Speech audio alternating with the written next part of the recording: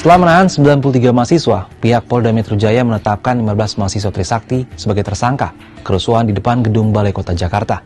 Mereka antara lain dianggap melakukan penghasutan dan pengeroyokan. Seperti apa duduk perkaranya? Penetapan tersangka ini berawal dari demonstrasi memperingati 27 tahun reformasi yang digelar di depan gedung Balai Kota Jakarta, Rabu 21 Mei 2025. Saat itu aksi mulai ricuh setelah aparat keamanan mencoba menghalau mahasiswa yang hendak masuki kompleks perkantoran Pemprov DKI Jakarta. Akibatnya kericuhan tak terelakkan.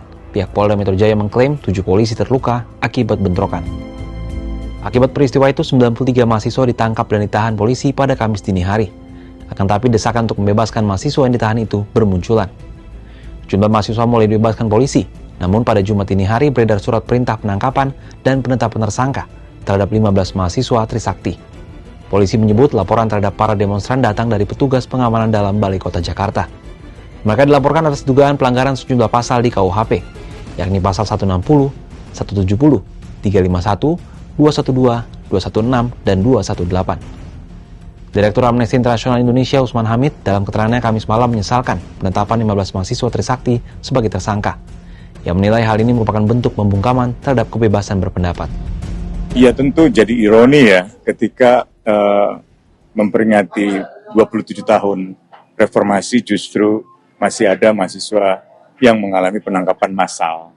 Tentu kami mengerti dan menghormati kewenangan polisi untuk menindak siapapun misalnya yang melakukan pelanggaran hukum ketika menggelar unjuk rasa. Tetapi tentu ada standar pemolisian yang demokratis, di mana respon-respon semacam itu haruslah tetap proporsional, jangan sampai berlebihan. Karena itulah kami, kalaupun masih ada yang berstatus tersangka, kami berharap mereka dipulangkan semuanya, tanpa ada kecuali. Penetapan 15 tersangka mahasiswa ini seakan mengulang rentetan peristiwa serupa beberapa waktu terakhir. Sebelumnya, sejumlah mahasiswa juga ditetapkan sebagai tersangka saat berunjuk rasa dan mengkritik pemerintah. Pada 13 Mei 2025 misalnya, 2 mahasiswa Universitas Diponegoro Semarang, Jawa Tengah ditangkap polisi dan ditetapkan sebagai tersangka karena diduga menyandera seorang anggota intelijen Polda Jateng saat aksi peringatan Hari Buruh Internasional atau May Day. Mahasiswa berinisial MRS dan RSP itu ditetapkan sebagai tersangka karena dianggap melanggar pasal 333 KUHP tentang penyekapan dan pasal 170 KUHP tentang kekerasan terhadap orang atau barang. Keduanya pun terancam hukuman pidana penjara maksimal 8 tahun. Kemudian pada 6 Mei 2025, mahasiswi Institut Teknologi Bandung berinisial SSS ditetapkan sebagai tersangka kasus pembuatan meme Presiden Prabowo Subianto dengan Presiden ke-7 RI Joko Widodo. Meski akhirnya ditangguhkan penahanannya, namun proses hukum tetap berjalan. Upaya pembungkaman juga terjadi pada Februari 2025 saat lagu Bayar Bayar Bayar yang dinyanyikan oleh band Sukatani viral di media sosial. Tak lama berselang, Sukatani tiba-tiba mengunggah video permintaan maaf kepada Kapolri dan instansi Polri.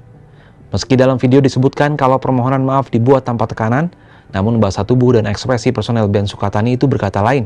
Hal ini yang memantik kecurigaan banyak kalangan bahwa video itu dibuat dalam tekanan. Reformasi yang sudah berjalan 27 tahun seharusnya menjamin kebebasan berekspresi. Namun penetapan status tersangka atas 15 mahasiswa Trisakti seakan menjadi kontradiktif. Bagaimana tanggapan sahabat Kompas terkait penetapan 15 mahasiswa Trisakti sebagai tersangka? Kami melayani teman-teman sekalian.